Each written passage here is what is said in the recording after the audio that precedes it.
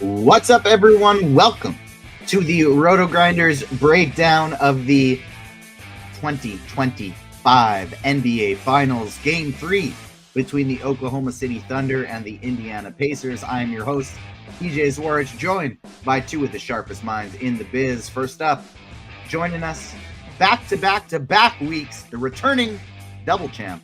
We got Kyle Murray. I guess not weeks, days, games. How you doing, Kyle? Oh, you are muted. I was doing good until I talked on mute. So apologies there. But yeah, first two games were good. Happy to be back for the third game. Shout out to our boy Alex Caruso and Ben Matherin for coming through for us in game 2. So hopefully we can keep that rolling in game 3. Yeah, I don't want to toot our own horns too hard, but we've been calling these games pretty well. First game was a pretty much spot on from a DFS perspective. Second game, DFS perspective, and calling the OKC blowout. So I don't want to, I don't want to let the ego get too big, but I got to say, I think we're doing a pretty darn good job so far. Made some money on the last slate. Hopefully going to keep it going into this one. Joining us as well.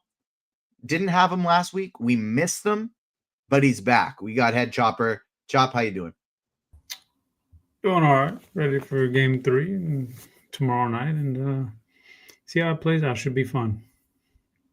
Busy day of content here at RotoGrinders today. We got the NBA show right now. If you're joining us live on Tuesday, that means we still have our MLB show coming. Plus, we got the PGA Drive for Show DFS for Dough podcast with Cards, Dan, our wonderful, fearless leader, DB. And we got Dylan Wilkerson joining the show for the first time as well for the U.S. Open. So we got a lot of good stuff coming today. We got not one, but 2 MLB slates tomorrow that we're going to have content for. If you're listening to this on Wednesday, then today. But regardless, we're here right now to talk about the NBA slate. Chop 2 games in. It's a 1-1 series. What's your take on how the series has gone so far? How do you think game 3 is going to be playing out? Yeah, I can't say that there's a ton of surprises in the first 2 games. It's kind of played out, vaguely how I kind of thought it would. And I thought Indiana would steal a game in OKC, one of them. And they did in game 1, the fashion they did. And then the other one, you definitely could have predicted an OKC blowout in one of those. And so now we're going to go back to Indiana, and this is where it gets interesting because a lot of people are just going to take the first 2 games and look at the box scores and everything they've seen and not take into account the change of venue. And that's going to matter, I think, in this series. So I'm very interested to see how it plays out. I kind of think again, I don't know exactly the order it's going to play out, but when we go back to OKC, I think it's going to be 2-2. So we'll see how it plays out. That's what I'm thinking as well. I think Indy not steals, I guess, because they're at home. I think Indy takes one of these at home. We kind of talked about it at the beginning of the series. OKC, kind of the clear better team, but if Indy gets hot from 3, they can absolutely take a win. And if they continuously get hot from 3, make this a real series. So I think they get one of those games here in Indiana at home. They're going to be hitting some threes, getting hot and taking one of them, I think. Don't know if that's going to be game 3 or 4, though. Kyle, what's your take on how the series has played out so far and what we're going to get here in game 3? Yeah, I mean, Chop said hasn't been really too surprising. Obviously, in game 1, we saw pretty much what both these teams have been doing all year, right? I mean, the Thunder have been extremely dominant, one of the more dominant teams we've had in the NBA over the last few seasons. And then the Pacers, one of these electrifying comeback type teams that have these volatile moments that sometimes work in their favor, sometimes don't. Game 1, it did. Game 2, it did not. I think game 2 went pretty much according to plan for a lot of people. I think, we talked about it on the show. So I think for these upcoming Indiana games in Indiana, Pacers been a better playoff home team. That's also a very difficult place to play, but so is OKC. It's probably two of the more electric crowds in the NBA, more energetic atmosphere. So I think it'll be interesting to see how the Thunder fare on the road. Again, I still think, I said during the Game 1 show, my prediction was Thunder in 5. I still think that's live. I wouldn't be surprised to see them take both in Indiana. I just think that, again, they're the more complete team, top to bottom. And that's, not saying too much because they are the most complete team in basketball over the past couple of years, but I like them quite a bit to potentially take both and maybe even do the reverse gentleman's sweep 5-1 here or 4-1 in 5 games. So, but again, I do think Pacers do have a good chance to defend at least in one of these games and push it to at least 6 games. But I'll take the Thunder in 5 still. Whether you're watching us live right now on Tuesday, or whether you're watching Tuesday night, Wednesday morning, Wednesday right before the game, all we ask, it's some free content, is that you smash that like button, subscribe, hit that notification bell. Most importantly, though, smash that like button. And let's start diving into this one. Game 3 of the NBA Finals. We are going to Indiana. We'll start talking DraftKings first. We'll go to FanDuel second. And then I want to make sure we didn't go too in-depth into it the first couple games, but I do want to talk a little bit of sports betting for this one as well. OKC is a 5.5-point favorite coming off a game where they were 11.5-point favorites. Kyle, we'll keep it with you over on DraftKings. SGA is going to be, it's not much different than what we have been talking about, but early projections are kind of showing SGA might even be higher owned in the captain position than he has been the past 2 games. And it kind of seems like people are going, screw it. This is the guy getting all the points. I'm just going to jam him in. Yeah, for sure. I think, what we talked about in the first 2 games, I still think rings true. SJ is clearly the top guy. And, the only real reasons to go away from it is to look to, kind of hit that, 0.1% outcome type lineup. Especially when you look at the Indiana side where they kind of have a kind of a top to bottom roster rather than, having that 1 or 2 elite fantasy producers, while on the other side, it's different for the Thunder with SGA taking so much of that fantasy production. So yeah, I think again, obviously there's definitely going to be some things that change game to game in a playoff series in the NBA, but in terms of the way I'm approaching captain, it's not too much different. SGA is the guy in the optimal type lineups. Then if I want to have some builds that are looking to, pursue that 0.1% type lineup, that's kind of where I'm going to go differently, but still not getting too different. I do think it's sort of interesting to think about if the Pacers are going to change the way that they're defending SGA, because it almost seems like they're, Rick Carlisle said it after the second game, is that you can pretty much just pencil him in for those 34 points that he scored in game 2. Like, it doesn't seem like they are going to change anything. They know that SGA is going to get his, and they don't seem too concerned with trying to shut him down, because again, he is very difficult to shut down. So it seems like they're trying to beat the Thunder, and the other portions of their offensive game plan. So yeah, I think in a playoff series for showdown or for betting, the biggest thing is to try to predict where changes might occur. And I don't think we're going to see any real changes in how the Pacers are looking to defend SGA or play from a pace perspective. So I do think that the production we've seen from SGA is likely going to continue. So I think that's kind of why the game plan stays the same at the captain spot. It does kind of feel like, and that's why he's such a safe spot at the captain position, is that SGA is not going to fail. You're not going to lose putting SGA at the captain because he has a bad game. The way you lose with SGA captain is because somebody else almost matched his production. Like somebody else had a ceiling game at a cheaper price, and therefore you come out a little bit ahead. So I agree with you completely. I did something last game that I feel like you almost never hear people talking about in showdown stuff. I played a cash game. For game 2. And I put SGA at the captain, and I loaded up the rest of my team with value from Indiana. And that cash game team, doubled up and plus a little bit from the triple ups and the single entry lineups it was in. And then all my GPP teams, I didn't use SGA at captain, and I put somebody else in there, and actually had some really nice lineups with Nembhard at captain, with Siakam at captain. But unfortunately, I didn't have any Aaron Wiggins, and so I didn't get that first place prize. But I had a nice little week with that, and I think I might do the same thing of just play like one big small field single entry / cash game lineup, throw SGA at captain, load it up with all those underpriced Indiana pieces, and then just try and, in some large field stuff, get a little bit different, fade SGA at the captain position. Chop, what are you thinking about doing on DraftKings for game 3? Do you think you're going to run a single entry? You think you're going to play a bunch of lineups? How are you looking to attack this? I mean, yeah, I don't know. I don't know what I'll do, but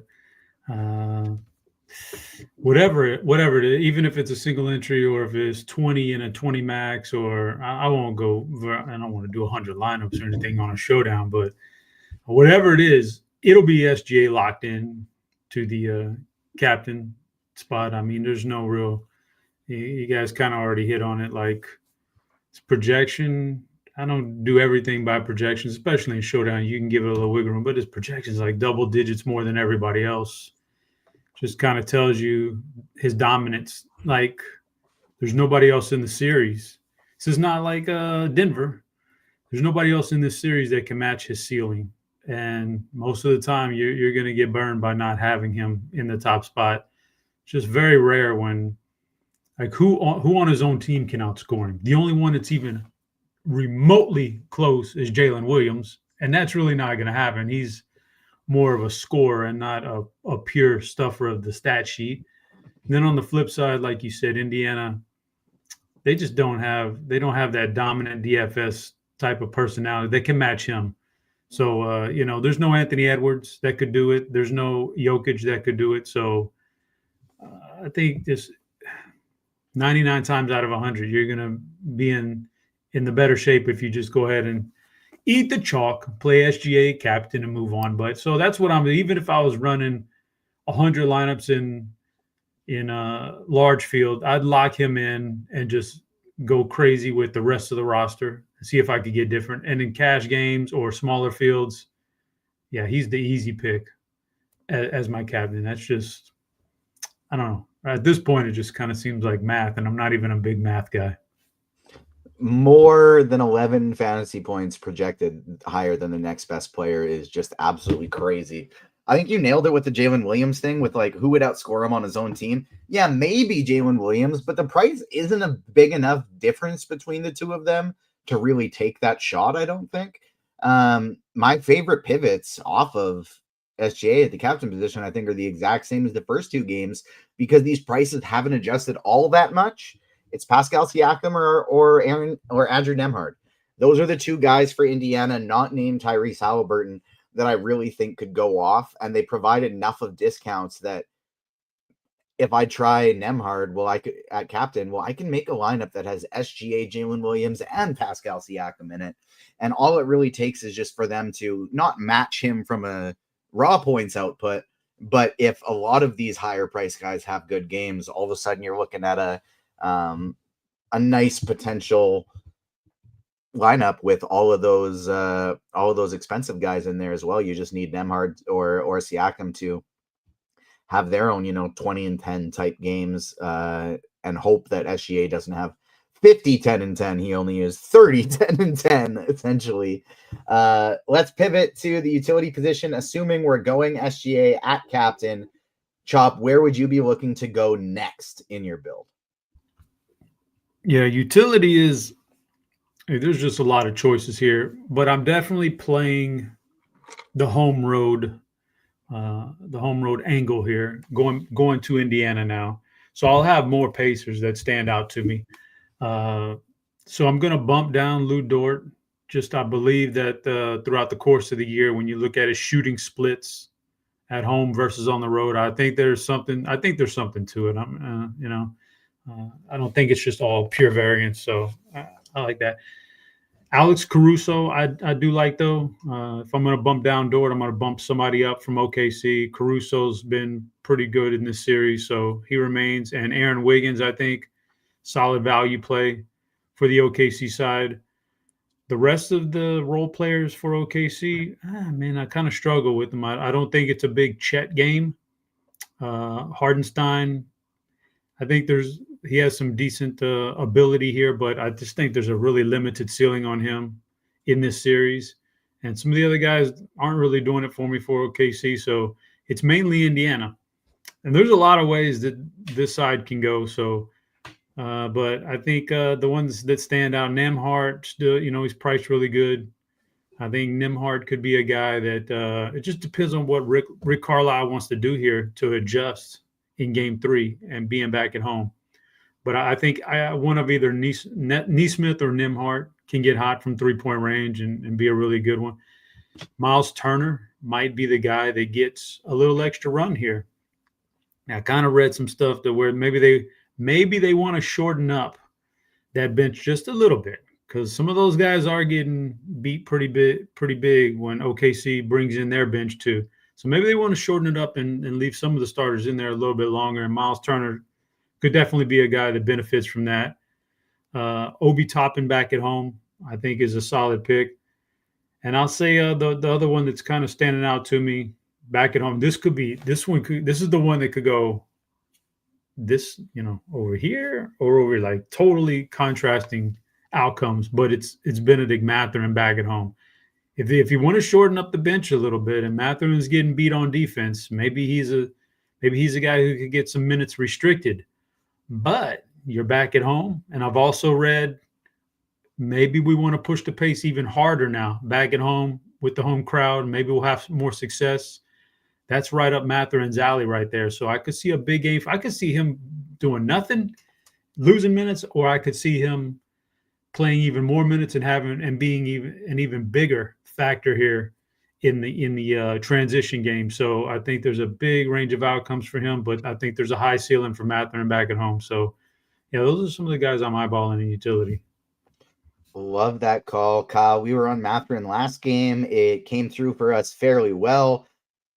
His price has actually come down after getting a minutes bump in game 2. And that's one of the things that stands out for me the most among this pricing tier is we've seen Aaron Wiggins, TJ McConnell, Obi Toppin, all of their prices go up, but Benedict Mathurin's price has actually come down. I still think my favorite range is the mid-tier of Nemhard, Neesmith, Caruso. Those are like the 3 guys to me in the 5 to 6K range that really stand out. But the other pricing change that is quite noticeable is Jalen Williams is now priced closer to Tyrese Halliburton than he is to Pascal Siakam. That makes me like Jalen Williams, like especially considering it doesn't look like he's going to be coming in with any less ownership than he had previously, especially compared to Halliburton and Siakam. That actually makes me want to play a lot more Halliburton and Siakam and a lot less Jalen Williams. Yeah, I think that's fair. I mean, obviously, it's pretty clear Halliburton's in a tough spot here, but I think in the second half of that game 2, we saw him be more aggressive, especially not just settling for jumpers, but getting to the basket. And yeah, the game was pretty much out of control. So maybe the Thunder were, okay allowing those drives to the basket to go through. That way he wasn't getting 3-pointers up. So maybe it was just part of the game plan why Halliburton was able to have some more success. I think he had like 6 fourth quarter points or something like that, and he only played 8 or 9 minutes in the fourth quarter. So if that's something that he can carry over, so maybe some positive momentum in the game 3, I do think Halliburton could potentially be in a better spot. I would definitely prefer him from an upside perspective over Jalen Williams. I still think Siakam, matchup considering, like Siakam has a lot left, a lot of juice left to be squeezed here for his production. I mean, 39 and a half. Really well last game and then just didn't get minutes because they were getting blown out. Yeah, they were pretty quick to sit him down. He sat down before all the other starters. And he only shot 3 for 11 last game. Again, I talked about it coming into game 2. I still think he's the guy with that 20-plus attempt upside on the Pacers side. So if that's what you're going to chase, I think Siakam is the ceiling play. But Halliburton still has his own ceiling. I mean, we saw him have 10 rebounds in game 1. So he has the triple double upside. I know his assist rate is way down. His potentials are way down in this series with the way that the Thunder are playing him. But again, they're going to find ways to have him involved in the offense. So I still would prefer Halliburton over Jalen Williams, but I'll go one step further, and I'm going to take a pretty aggressive stand on Chet Holmgren over Jalen Williams pretty aggressively in this game 3. Chet Holmgren played 27 minutes in game 2, which was an improvement after only playing 23 minutes in game 1, but obviously he missed out in the last 3-4 minutes due to the game being out of control.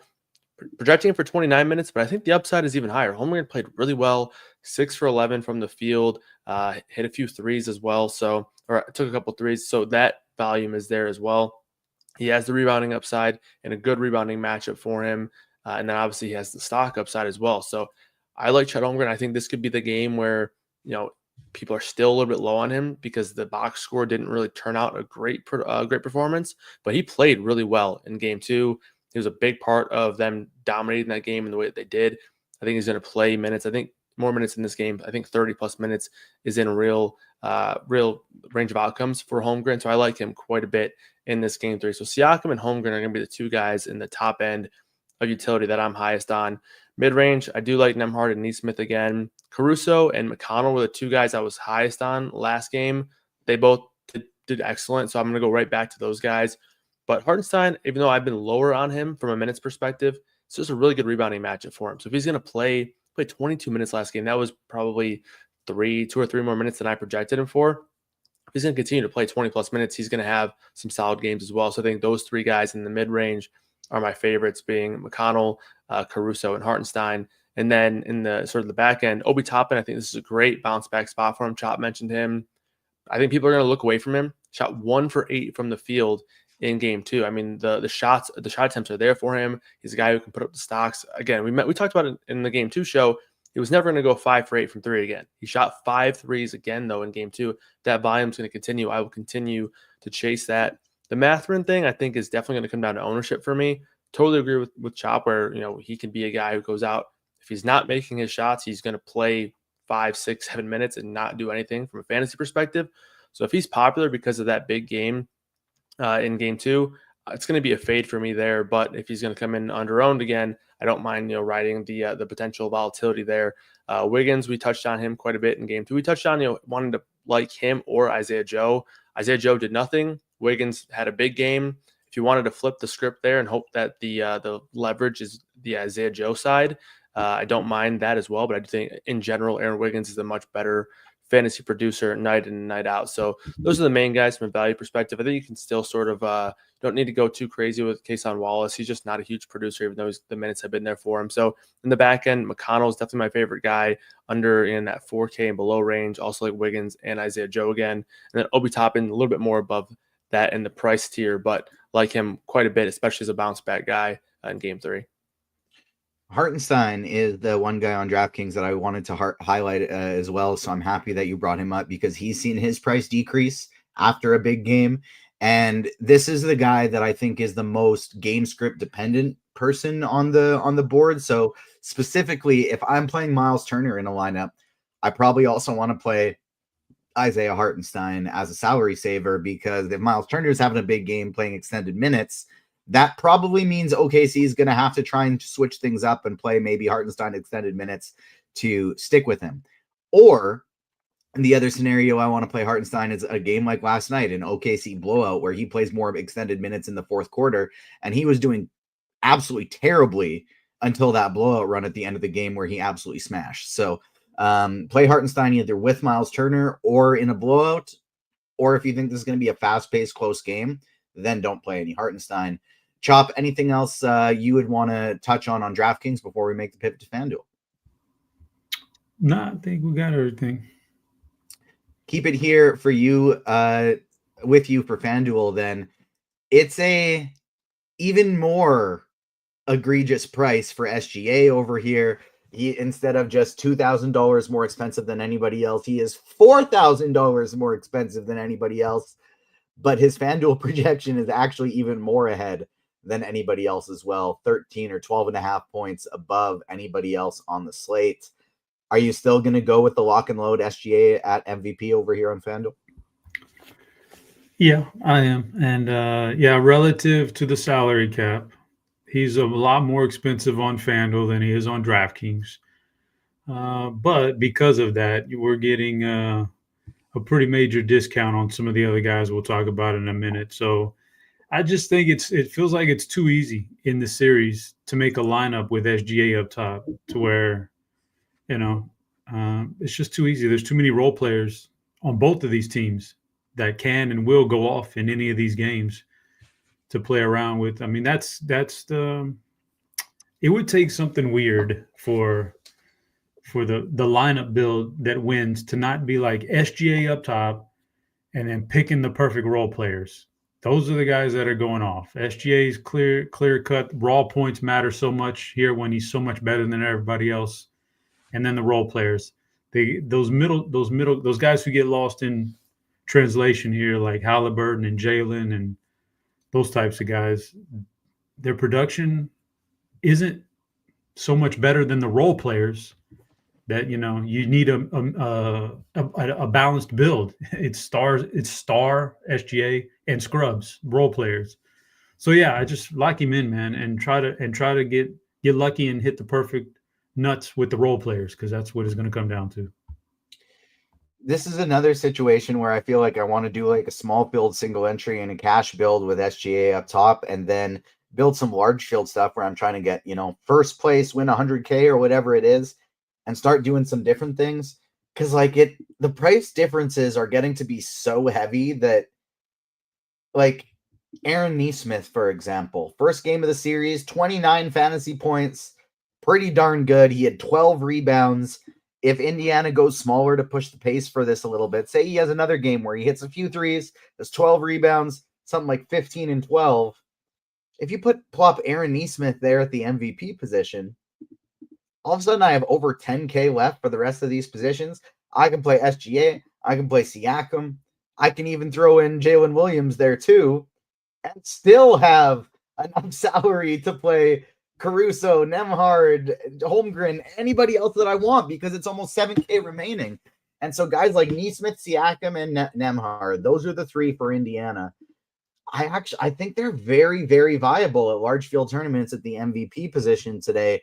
So you can load up on all of these SGA plus two to three of these other somewhat stars. Kyle, what do you think?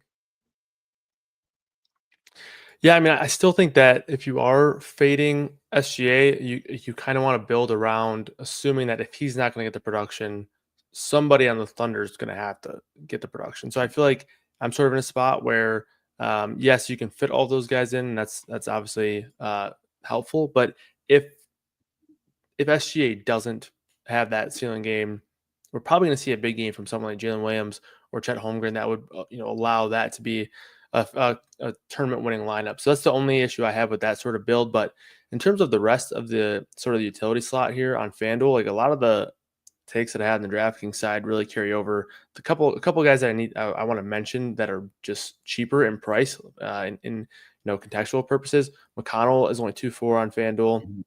That can be only $600 more than Mathurin. If the ownership is higher on Mathurin, I am going to slam TJ McConnell in the lineups over Mathurin there. Obi Toppin also just 2.6. So those two Pacers guys, Toppin, McConnell, and even you can throw Mathurin in there as well. Wiggins still pretty cheap. Those guys are all just really cheap in comparison to other builds, and even compared to DraftKings. So and even Hartenstein at 4.4. So a lot of these guys that I like on DraftKings translate over to FanDuel as well and are even cheaper contextually.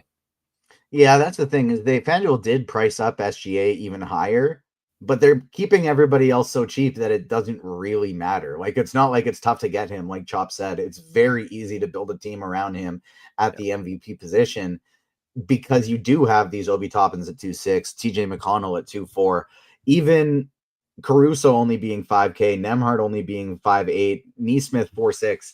Like, it's so easy to build a team around SGA.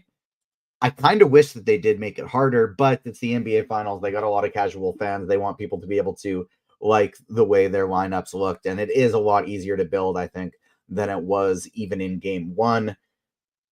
Chop, throwing it to you. Who you feeling in the plums for NBA Finals Game 3? Who's breaking the slate?